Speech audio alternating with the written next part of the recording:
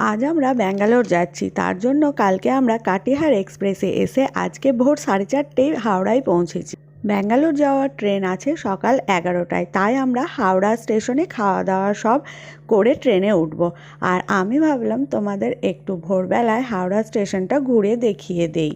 সকাল হয়ে যাওয়ার পর স্টেশনের ওপরে উঠে স্টেশনের বাইরেটা কেমন লাগছে সেটাও দেখালাম, সঙ্গে হাওড়া ব্রিজ তোমাদেরকে দেখিয়ে দিলাম।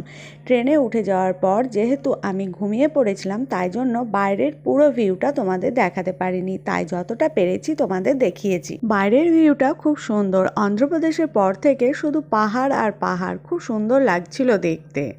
পরের দিন বিকেল 5টার সময় আমরা ব্যাঙ্গালোর স্টেশনে পৌঁছেছি। রুম আমাদের প্রথম থেকেই বুক করা ছিল।